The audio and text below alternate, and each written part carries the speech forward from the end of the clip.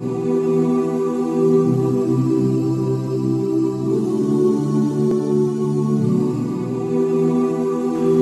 ingat-ingat, mungkin saya pernah singgung yang lalu atau tidak, tapi teman-teman sekalian, saya yakin kita sangat berbahagia kalau kita sedang menunggu SMS atau WA dari orang yang kita cintai, orang yang kita hormati, atau seseorang yang sedang kita tawarkan sebuah produk, sebuah bisnis proyek, dan kita berharap sekali dia menjawabnya. Saya yakin mungkin kita penasaran, mau tidur kita lihat HP-nya, bangun tidur kita lihat HP-nya, selalu begitu. Dan kalau ada masuk namanya dia, kita sangat gembira. Apalagi kalau memang jawabannya iya terhadap apa yang sedang kita tawarkan, misalnya baik menawarkan menikah, menawarkan proyek, menawarkan apalah, ya, nasihat. Semua itu mungkin akan membuat kita bahagia.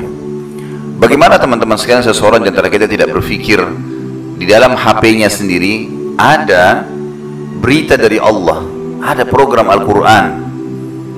Kenapa dia tidak bahagia, tidak gembira membukanya sebelum buka semua surat-surat yang datang dari manusia? Kenapa dia tidak bangga, tidak gembira begitu membukanya, langsung mendapatkan berita dari Sang Pencipta Allah, langsung diberikan pahala setiap hurufnya 10. Ini semua contoh rasional saja. Banyak orang yang tidak mengemas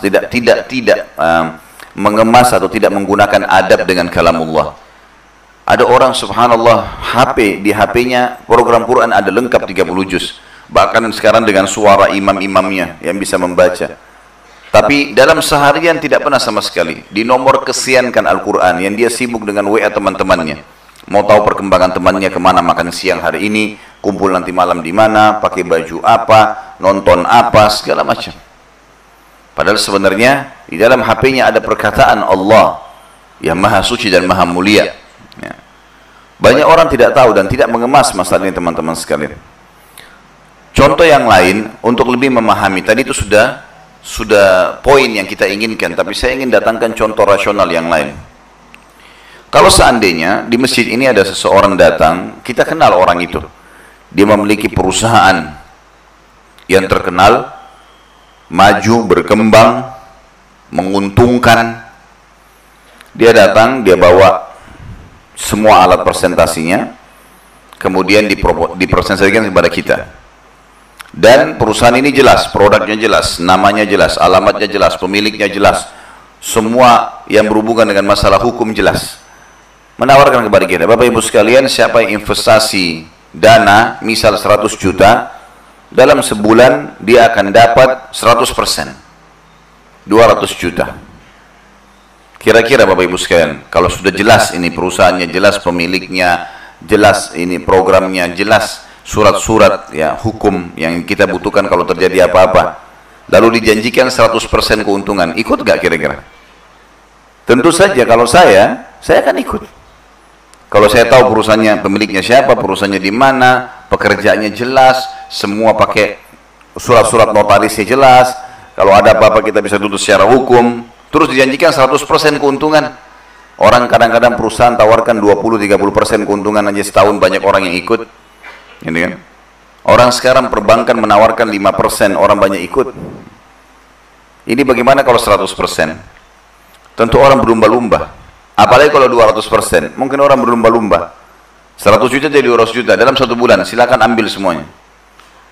Pernah nggak kita berpikir teman-teman sekalian, ini investasi dengan manusia? Pernah nggak kita berpikir bahwasanya kita bisa berinvestasi dengan Sang Pencipta Allah? Ini semua, ini langit yang kita lihat depan mata, udara yang kita hirup, semua pohon-pohon, apa saja. Ini bukan cuma sebuah building, ya. Building seorang owner manusia yang memiliki building yang terkenal, kemudian benar bisnisnya, kemudian kita ikut investasi. Ini perusahaan, tanda kutip, lihat besarnya. Semua ini, semua tidak terkecuali yang terjangkau, tidak terjangkau oleh mata kita, pemiliknya Allah. Jelas-jelas depan mata, kita bisa rasakan udaranya, kita bisa lihat tumbuh-tumbuhannya, kita bisa lihat hewan-hewannya. Kita sendiri pun diciptakan sama dia.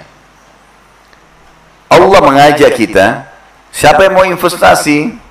Ini saya ini yang menciptakan langit dan bumi, mengajak kalian investasi. Investasinya adalah berbagi di jalan Allah, kasih fakir miskin. Saya balas minimal 10 kali lipat, 1000%. Itu janji dari Allah. 1000%, 10 kali lipat minimal. Bahkan dalam hadis dikatakan bisa 700 kali lipat dan kelipatan-kelipatan yang banyak. Sampai Utsman bin Affan radhiyallahu anhu pernah mendatangkan sekian banyak unta untuk memenuhi kebutuhan muslimin pada saat orang Yahudi dan orang munafik menaikkan harga di pasar Madinah. Maka dia sengaja mengutus ke sana sekian ribu ekor unta, semuanya kebutuhan sehari-hari.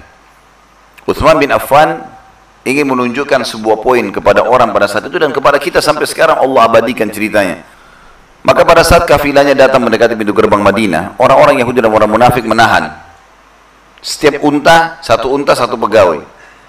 Ribuan unta berarti ribuan pegawai juga, penuh dengan barang-barang kebutuhan sehari-hari. Maka semua pedagang Yahudi dan munafik ini menunggu di pintu gerbang. Lalu mereka mengatakan, siapa pemilik ini?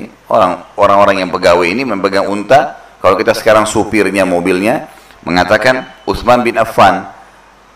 Mereka bilang, coba panggil, kami ingin negosiasi. Datanglah Utsman bin Affan. Lalu mereka bilang, Utsman, mau jual nggak? Utsman bilang, boleh. Berapa? Utsman bilang, penawaran kalian berapa?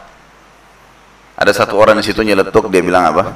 Utsman, saya akan beli bukan cuma produknya, sama unta-untanya. Kalau kita bawa mobil isinya misal saja semangka dari luar kota pakai mobil pick up.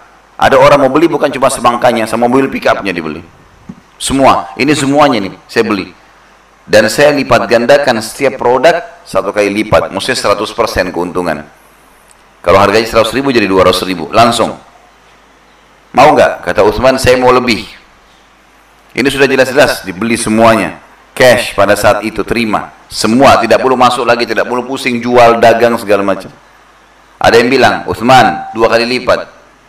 200%. Kata Utsman, saya mau lebih. Ada yang nyeletuk 3 kali lipat. 300%. Saya mau lebih. 4 kali lipat Utsman, saya mau lebih. Terakhir ada satu orang Yahudi, pedagang paling kaya mengatakan, Utsman, ini penawaran terakhir. Yakin tidak ada yang tawar di atas itu. 5 kali lipat setiap produk. Kalau 100.000, jadi 500.000 atau 600.000. Kata Utsman, saya ingin lebih. Orang itu bilang, kau sudah gila Utsman. Siapa yang mau tawar semua produk ini sama sekalian unta-untanya? Kata Utsman, mau tahu siapa yang bisa lebih beli dari saya? Dia bilang iya. Mereka bilang iya. Dia panggil pegawainya, suruh panggil semua umat Islam di Madinah. Semua, panggil semua. Begitu datang semuanya, kata Utsman, hai muslimin, saksikan. Ini semua wakaf buat kalian. Ambil, silakan. Waktu itu umat Islam terganggu, nggak bisa belanja di pasar karena yang mayoritas menjaga pasar memiliki dagangan orang Yahudi sama orang munafik yang sengaja kalau orang Islam datang dinaikkan. Maka Utsman bagi cuma-cuma di depan mereka. Tadinya Utsman bisa untung 500%, 5 kali lipat. Setelah selesai semuanya, orang Yahudi sama orang munafik lihat depan matanya bagaimana produk yang bisa mereka dapat untung dari situ, dibagi cuma-cuma. Setelah habis semuanya itu, lalu Utsman balik ke mereka. Mau tahu siapa yang bisa lebih daripada kalian? Mereka bilang, apalagi yang kau bisa jual Utsman? Udah habis. Kata Utsman bin Affan, Allah pencipta langit dan bumi, Dia menjanjikan kepadaku 10 kali lipat. Minimal itu 1000%. Kenapa teman-teman masih banyak di antara kita yang tidak mau sedekah ini? Dia investasi dengan Allah sampai Allah mengatakan dalam Al-Quran, A'udzu billahi minasyaitonir rajim, man dzalladzi yuqridullaha qardan hasanan fayudha'ifahu lahu adha'afan katsira. Kata Allah, siapa yang mau meminjamkan Allah, tanda kutip di sini, Allah tidak butuh, maka Allah akan ganti dengan sesuatu yang baik. Teman-teman tahu, para sahabat dan para tabi'in itu mereka bukan sibuk investasikan uangnya di bisnis ini, bisnis itu, tidak. Tiap hari bawa duit keluar cari orang miskin, investasi sama Allah. Kaya, nggak susah mereka. Cuma ini tidak difahami, ini namanya adabnya. Kalau tadi itu kita jelaskan sebenarnya adab dalam berinfak. Begitu pula kalau kita tarik ke materi kita. Masalah adab dengan kalamullah. Masa kita lebih bahagia, lebih gembira menerima SMS, berita dari orang, dari manusia yang bisa saja gagal usahanya, bisa saja tidak benar beritanya, bisa saja hanya sementara, bisa berubah. Allah Subhanahu wa taala abadi. Lowongkan teman-teman sekarang waktu untuk baca kitabullah dalam sehari. Gembiralah menerima pesan dari Allah. Karena ini adalah kalamullah. Dan saya sudah pernah bilang, kalau perlu setiap kali mau lihat WA, sebelum baca WA-nya manusia, baca dulu Al-Quran walaupun satu ayat. Baru kembali lagi ke WA manusia itu. Karena memang sudah begitu yang harus kita lakukan.